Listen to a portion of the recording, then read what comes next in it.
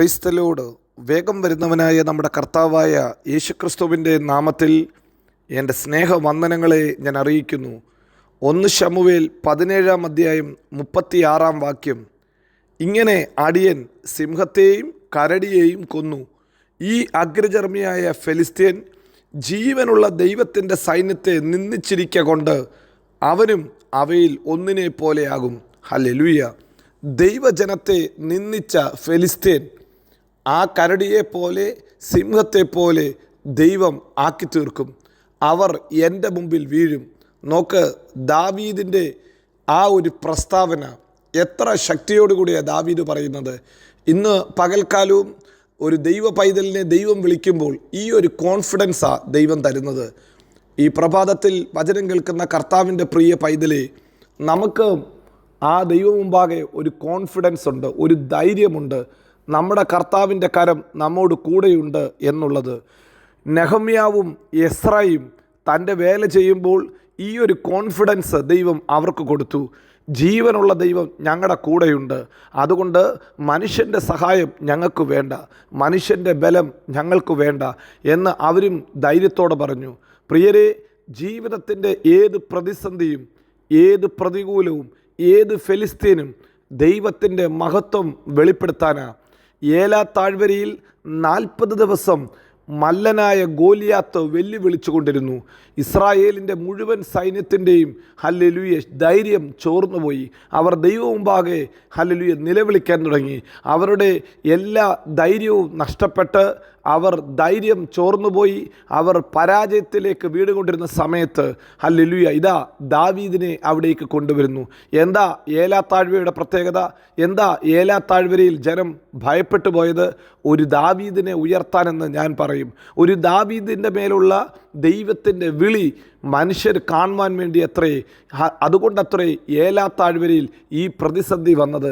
ഈ പ്രതിസന്ധിയുടെ നടുവിലും ഒരു ദൈവ പൈതലിനെ ഉയർത്താൻ, അവനിലൂടെ ദൈവ മഹത്വത്തെ വെളിപ്പെടുത്തുവാൻ ദൈവത്തിന് പദ്ധതിയുണ്ട്. ദൈവത്താൽ വിളിക്കപ്പെട്ട ഒരു ദാവീദ് ഹല്ലേലൂയ ജീവിതത്തിൽ തൻ്റെ ദൈവപ്രവൃത്തി വെളിപ്പെടുത്തണമെങ്കിൽ ഇതുപോലൊരു ഒരു അവസരം വേണം, ഇതുപോലൊരു പ്രതിസന്ധി വേണം. ദാവീദിന് അതിനുവേണ്ടിയ ദൈവം അതിനു മുമ്പ് ജീവിതത്തിൽ 2 പ്രതിസന്ധികളെ കൊടുത്തു. താൻ കാട്ടിലായിരുന്നപ്പോൾ തൻ്റെ ആടുകളെ പിടിക്കാൻ വന്ന കരടിയെ, സിംഹത്തെ താൻ നേരിട്ടു. അവയുടെ വായിൽ നിന്ന് തൻ്റെ ആട്ടിൻകൂട്ടത്തെ ആടിനെ വിടുവിച്ചിട്ട് ഹല്ലേലൂയ അവയെ അടിച്ചു കൊന്നു എന്ന് ദാവീദിൻ്റെ ജീവിതത്തിൽ ഒരു ടെസ്റ്റിമണിയുണ്ട്. എന്താ ദാവീദേ നിൻ്റെ ആടിനെ പിടിക്കാൻ വന്നത്?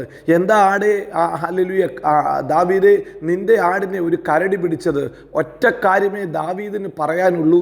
എൻ്റെ തലമേൽ വീണ അഭിഷേകത്തിൻ്റെ തൈലം ചലിക്കുന്നത് ജീവിതത്തിൽ തിരിച്ചറിയാൻ വേണ്ടി അത്രേ.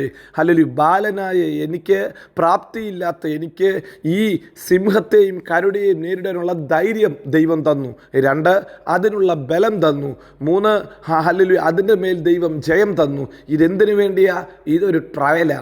ഇനി വരാൻ പോകുന്ന വലിയ പോരാട്ടത്തിൻ്റെ നടുവിൽ, ജനത്തിൻ്റെ നടുവിൽ ദാവീദിനെ ഉയർത്താൻ വേണ്ടി ദൈവം കാണിച്ചു കൊടുക്കുന്ന മുഖാന്തരമാണ്. പ്രിയരെ, ഈ പകൽക്കാലവും ഈ വചനം കേൾക്കുന്ന നിങ്ങളുടെ മുമ്പിൽ ഏലാ താഴ്വരയുടെ അനുഭവമുണ്ടോ? നിന്ദിക്കുന്ന ശത്രുക്കളുണ്ടോ? പോരാടുന്ന പ്രശ്നങ്ങളുണ്ടോ? ഹല്ലേലൂയ വലിയ ഫെലിസ്തീയ മല്ലന്മാരുണ്ടോ? ഒറ്റ കാര്യമേ ഉള്ളൂ, ദൈവം തൻ്റെ മഹത്വം നിങ്ങളിലൂടെ വെളിപ്പെടുത്താൻ വേണ്ടിയാണ്. ഇന്ന് പകൽക്കാലം എത്ര പേർക്ക് ധൈര്യത്തോടെ പറയാൻ സാധിക്കും, കർത്താവേ ഇന്ന് പകൽക്കാലം ഞാൻ കടന്നു പോകുന്ന ഈ പ്രശ്നങ്ങളുടെ നടുവിൽ, ഈ പ്രതിസന്ധിയുടെ നടുവിൽ എൻ്റെ കർത്താവ് ജീവിക്കുന്നു എന്ന് എക്സിബിറ്റ് ചെയ്യാൻ, പ്രദർശിപ്പിക്കാൻ എന്നെ ഒന്ന് ഉപയോഗിക്കണം. ദാവീദ് ധൈര്യത്തോടെ പടക്കളത്തിൽ ഇറങ്ങിച്ചെന്ന് പറഞ്ഞത്, എൻ്റെ കർത്താവ് ഇവനെ, ഇസ്രായേലിനെ നിന്ദിക്കുന്ന ഈ ഫെലിസ്തീനെ എൻ്റെ കാൽക്കീഴിൽ കൊണ്ടുതരും.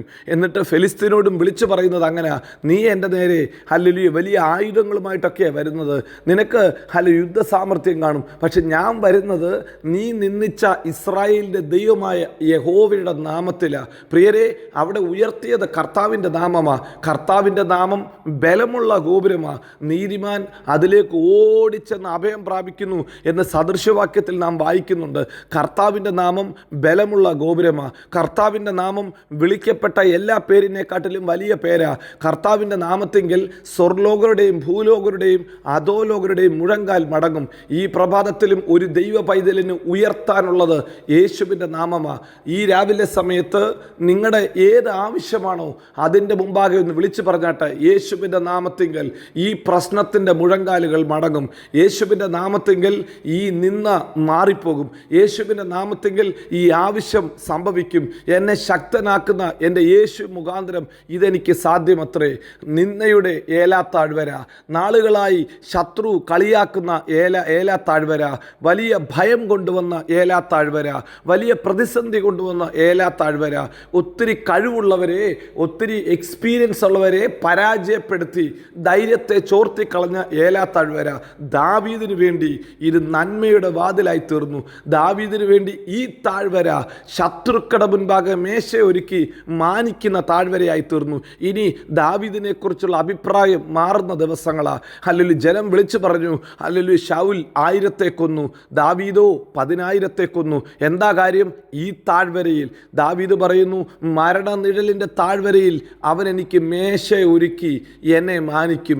ഈ പകൽക്കാലം വചനം കേൾക്കുന്ന കർത്താവിൻ്റെ പ്രിയ പൈതലേ, നിനക്കു വേണ്ടി താഴ്വരയിൽ, മരണനിഴലിൻ്റെ താഴ്വരയിൽ, ശത്രുക്കളുടെ നടുവിൽ മേശയൊരുക്കി മാനിച്ചിട്ട് അവൻ വിളിച്ചു പറയും, ഇതാ എൻ്റെ മകൻ, ഇതാ എൻ്റെ ദാസൻ, ഇതാ എൻ്റെ പൈതൽ. കർത്താവ് വിളിച്ചു പറയും. കർത്താവ് നിന്നെ മാനിക്കും. വിളിച്ച ദൈവം വിശ്വസ്തനാ. അവൻ ഈ ദിവസങ്ങളിൽ നിന്നിലൂടെ അത് ചെയ്യും. നിന്നിലൂടെ തൻ്റെ മഹത്വത്തെ പ്രദർശിപ്പിക്കും. അതിനുവേണ്ടി ജീവിതത്തിൽ കടന്നു പോകുന്ന സാഹചര്യങ്ങളെ ഓർത്ത് നമുക്ക് ദൈവത്തിന് നന്ദി പറയാം. അവൻ വിശ്വസ്തൻ, വാക്കുമാറാത്തവൻ. നമ്മെ എല്ലായിടത്തും എല്ലായ്പ്പോഴും ക്രിസ്തുവേശുവിൽ ജയോത്സവമാക്കി നടത്തും. God bless you. Amin. Amin.